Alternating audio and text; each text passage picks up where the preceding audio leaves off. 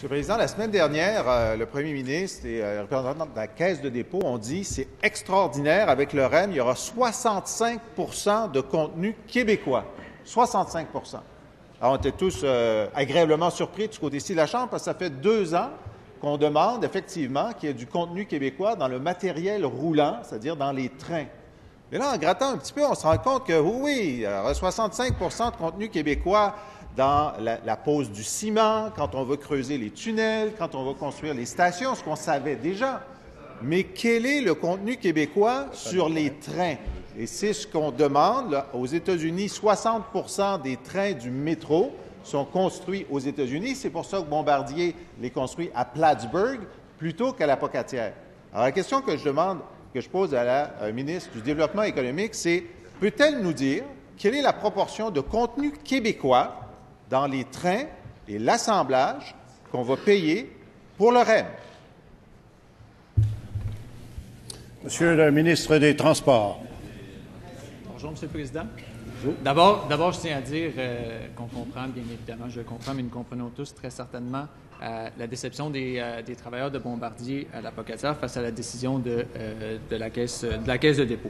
Mais le message qu'on a pour aujourd'hui, c'est le message qu'on a toujours eu pour les travailleurs à la Pocatière, c'est qu'on va les appuyer. Le premier ministre l'a dit la semaine dernière et on le répète encore aujourd'hui. On va les appuyer parce qu'on connaît leur expertise, on connaît la grande qualité du travail qui se fait à la Pocatière, mais également chez l'ensemble des travailleurs de Bombardier au Québec.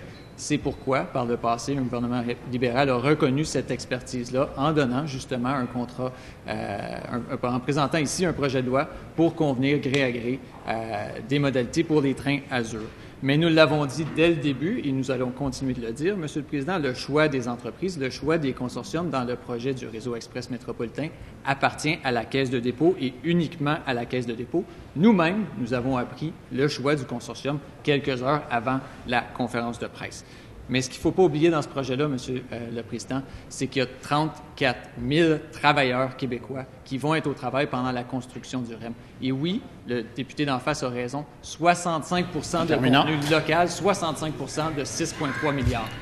Première complémentaire, Monsieur le chef de l'opposition. Écoutez, on a été extrêmement transparent. Je suis allé voir le ministre des Transports avant-hier pour lui poser cette question-là, la ministre du Développement économique hier pour lui poser cette question-là. Est-ce qu'on peut savoir le pourcentage de contenu québécois dans les trains? Est-ce que c'est 0? Est-ce que c'est 5? Est-ce que c'est 10? Et là, il n'y a pas de réponse. Ils ne sont pas capables de nous dire quelle est la proportion des trains qui vont être construits au Québec, alors qu'aux États-Unis, on le sait, c'est 60 Alors, quelle est la proportion ici? Monsieur le ministre des Transports. Merci, Monsieur le Président. La réponse à la question du député, c'est qu'il va y avoir 65 de contenu local dans l'ensemble du projet.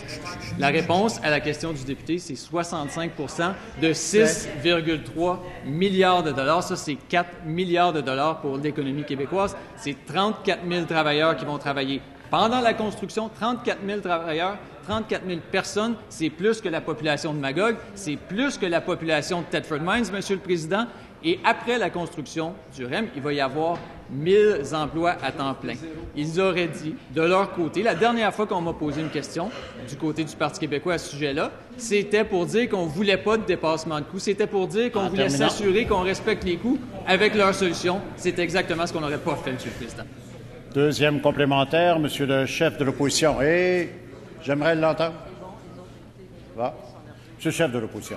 Bon, bien, si j'entends bien, le député de Pontiac, ce qu'il est en train de me dire, c'est que c'est probablement 0 Lorsque Bombardier a construit des métros à Paris, c'est 100 qui a été fait en France. 100 Pour le métro de New York, c'est 60 Et d'après ce que j'entends, ça doit être autour de 0 des bons emplois pour construire les trains qui vont être au Québec.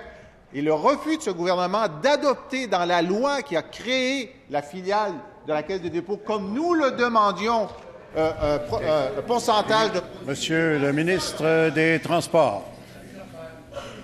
Monsieur le Président, dans tout le débat sur le réseau express métropolitain, la seule fois où quelqu'un a parlé de zéro, c'est le Parti québécois parce qu'il était contre le projet du réseau express métropolitain. S'il vous plaît. Après ça, ils sont venus nous voir puis ils ont dit « Ah ben là, ça serait le fun que ce soit 25 ».